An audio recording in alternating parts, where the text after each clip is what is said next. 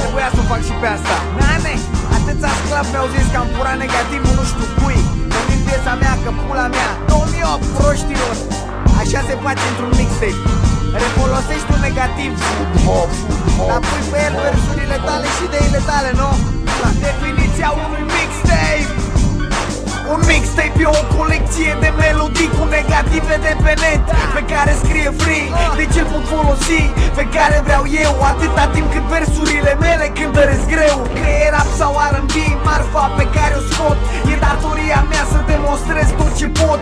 Sunt diferit de restul rapperilor din peisaj. Poate că nu am negative, dar am mesaj. Și că n-a fură negativele de pe net, ci că de fapt în sale lui Snoop, Tupac sau 50 Cent. Băi, ești dement? Cine ți-a zis că le-am furat? N-am zis că sale mele, eu doar le-am împrumutat. Care-i problema? Doar le-am folosit, nimic mai mult. Dacă am cântat pe ele, n-am zis că le-am făcut. Scriu niște versuri pe foaie, iar după ce le analizez, caut un negativ interesant și le înregistrez. E greu de înțeles, stai așa că îți explic. Poți și tu să îți iei beat-uri de pe SoundClick. Acolo diferiți producători din diferite firme le dau gratuit celor care vor să se afirme. De ce să dau averi pe ritmuri originale când industria din România e atât de moale? Băi, ești prost? Eu fac mixtape-uri, nu albume. Ori nu știi termenul, ori îți arde de glume. Un mixtape e o colecție de melodii cu negative de pe net, pe care scrie free, deci îl pot folosi pe care vreau eu, atâta timp cât versurile mele cântăresc greu. Că e rap sau R&B, marfa pe care o scot, e datoria mea să demonstrez tot ce pot. Sunt diferit de restul rapperilor din peisaj. Poate că nu am negative, dar am mesaj. Tot timpul cât e un prost trebuie să vorbească aiurea. Nu se simte bine dacă nu deschide gura. Nane, știu negativul ăsta, Nane, nu-i al tău, e al nu știu cui, Nane, nu zău. Nu ți se pare ciudat că spun că nu-i al meu, dar tu continui să-mi spui că furbituri mereu? Ce pula mea o fi greu când e așa ușor? Eu nu fac negative, cu aia nu-s producător. Sunt doar un om la microfon care o dă pentru popor. Deci asta e pentru tine dacă ești ascultător. Verifică pe ce CD-ul e piesa în viitor. Că dacă e mixtape, eu voi fi sub, iar tu sugător. Ar trebui să fiu premiat, că în sfârșit am explicat ce e mixtape cu termenul ăsta așa complicat. Iar dacă n-ai înțeles, o zic pe limba ta, frate. Versuri și idei proprii pe beat-uri furate.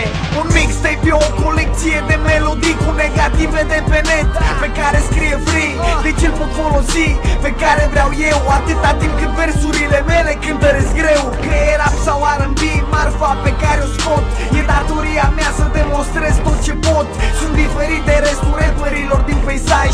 Poate că nu am negative, dar am mesaj. Uite-te la tine, repere, ai aceeași temă, ai aceleași versuri mereu, dar nu-i problemă.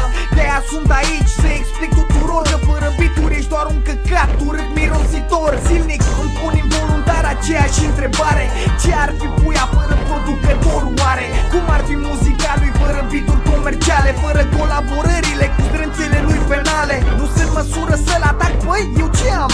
Mare rapper, da, în casă ascultă Florin Salam, nu mă înțelege greșit. Nu mi-e dușman, doar că nu-l înghit, că ar face orice pentru bani. Deci, ideea e că mai bine rămân pe mixuri decât să fac muzică pentru o pungă de stixuri.